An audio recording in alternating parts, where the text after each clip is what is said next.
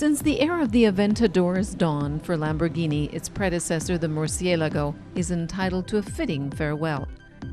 It was invited on an outing together with the Gallardo, an encounter of two super sports cars in their Fighting Bull black garb.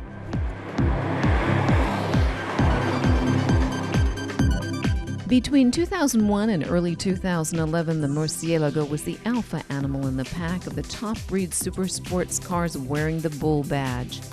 12 cylinders, 6.5 liters of displacement, and all-wheel drive. These are the main specs of the mid-engine car.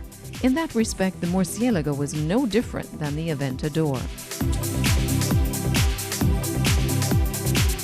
As for its power and performance, the Murcielago represented absolute affluence. Daily use was not exactly first on the list when they developed the car. At 205 centimeters in width, the Murcielago has to pull tight on the reins on narrow country roads or in the crowded city. Talk about visibility inside the car? There is none. If it's too strong, you are too weak.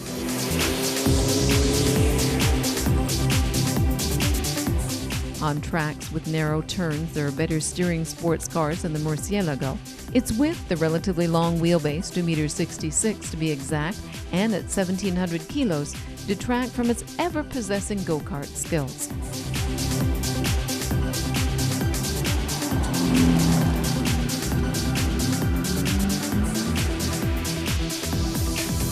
Its ceramic brakes decelerate the Murcielago like a fighter jet stopped by an arrestor hook on the deck of an aircraft carrier.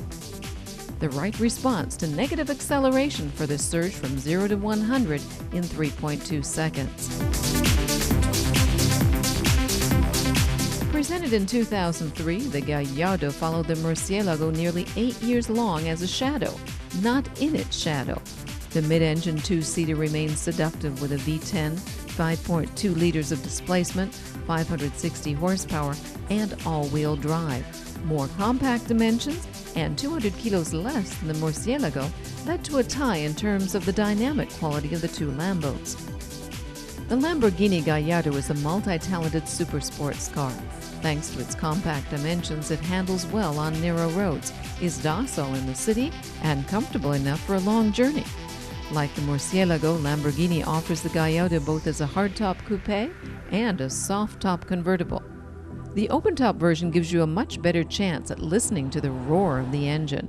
In movie jargon, the relationship between the Gallardo and the Murcielago is like the relationship between a blockbuster to a monumental film.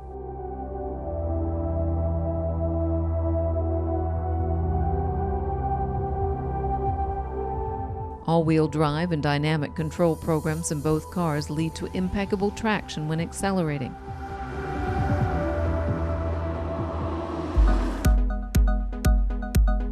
The visible kinship between the two Lambos is part of the company's strategy. The design language, made up of taut lines and sharp edges, impresses on both super sports cars. That guarantees their unmistakable character and their exclusivity. No Lambo can be confused with any other car, especially not with a Ferrari. That is extremely important. The openings in the body are quite expressive. The large brakes and the mighty engines crave huge amounts of air for breathing and cooling purposes. The awesome power calls for a considerable amount of downforce on the body to ensure excellent traction. Both Lambos meet these demands without any pretentious spoilers at the front or rear. That speaks for the aerodynamic quality of the basic lines. Only at higher speeds does a spoiler come out at the back to generate even more downforce.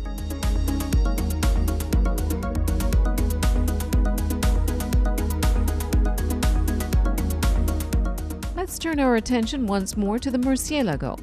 Even when stationary, the Murcielago is the benchmark for a top-class sports car. The body is less molded than sculpted. The little silhouette extends some 4 meters 60 from front to back. Whoever's looking for a bit of ergonomics, visibility, or daily usage in a Lamborghini will probably end up with the Gallardo.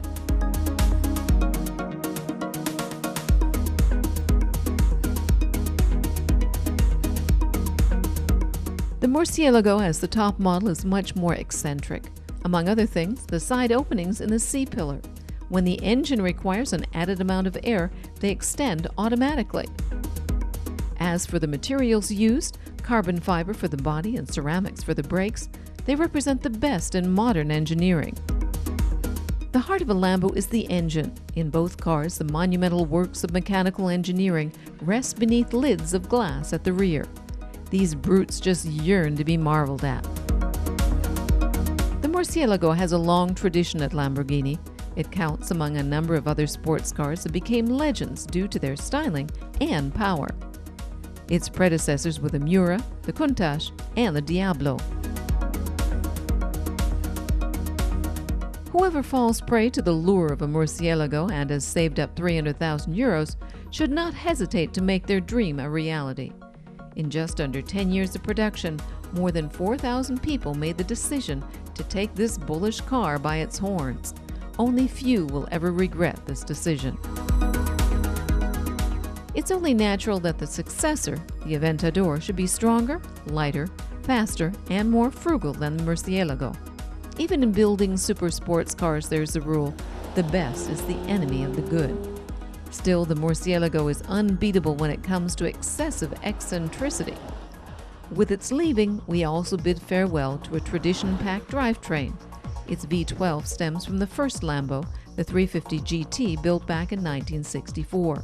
In more than 4 decades, the engineers were able to more than double the output from 280 to 670 horsepower on the 209 LP 670-4 SV.